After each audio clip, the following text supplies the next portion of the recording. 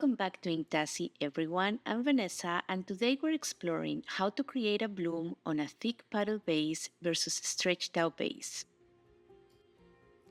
I'm starting by laying down the best base I've found for blooms, Color to Go by Sherwin Williams in Satin. Let's get right into it. To make sure my base and colors stay put, I'm using an embroidery ring. My canvas is 12 inches and the ring is 6. If you'd like to watch my full bloom tutorial, I'll link my previous video in the description box. As many of you know, the bloom technique was created by Australian artist Shelee Carruthers.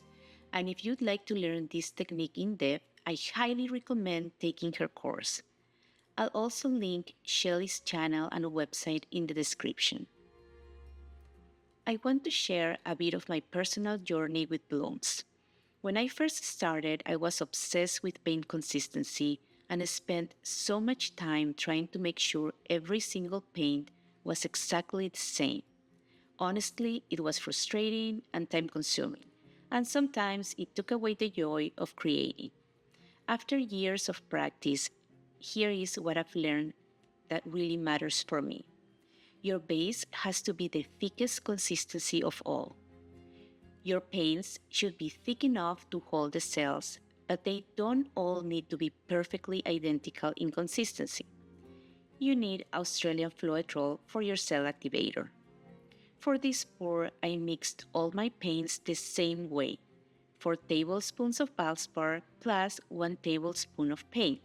No water, no varnish.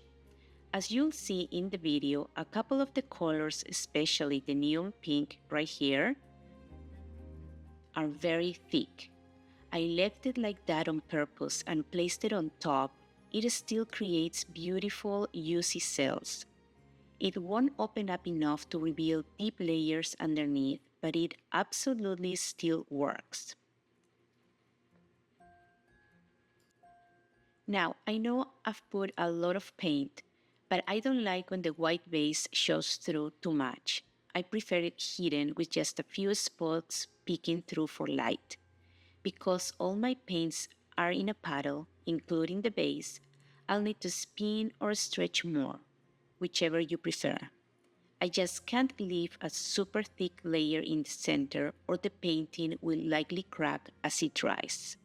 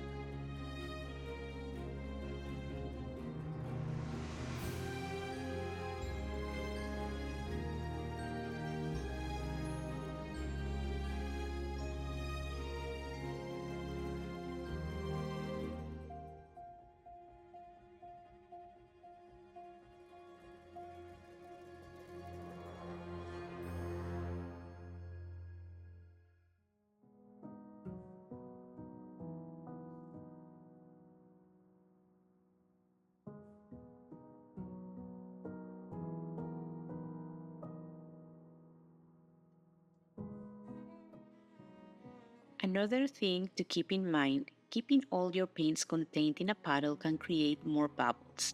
If that bothers you, just use a skewer and gently pop them. The paint will cover them up. It's not perfect, but it improves the final look.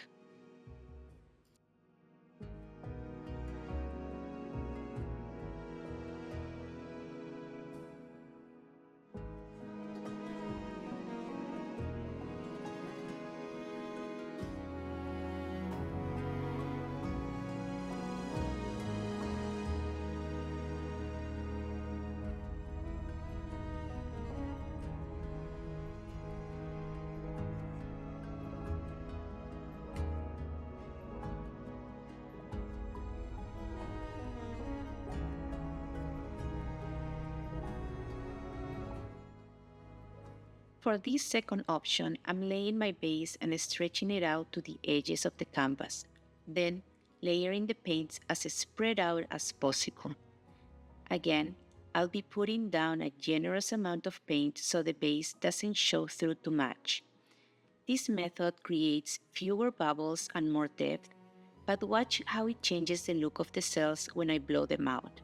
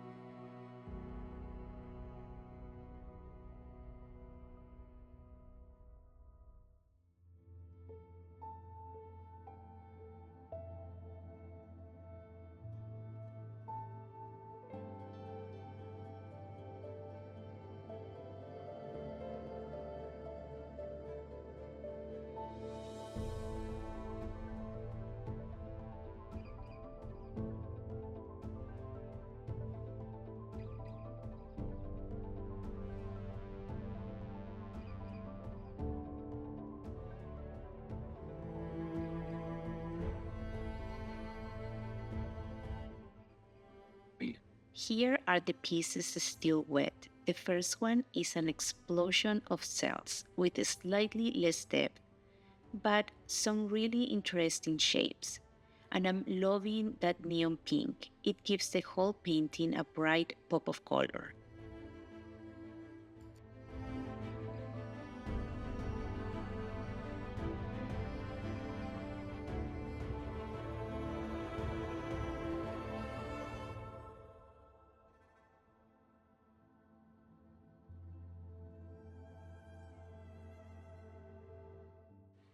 This second painting didn't get as many cells, but just look at the depth.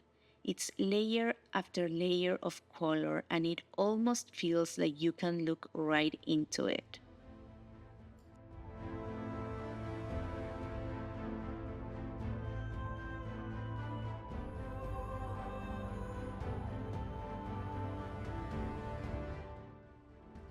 Thank you so much for joining me today. This was such a fun experiment comparing a thick puddle base versus a stretched out base for blooms. Both paintings turned out beautifully. The first one exploded with cells, while the second had that incredible depth and layers of color. I hope this inspires you to try both methods and see which one you prefer. Let me know in the comments which piece is your favorite. If you enjoyed this video, please give it a thumbs up, subscribe, and hit the notification bell so you don't miss my next art experiment. Until next time, stay creative, keep learning, and let's inspire each other.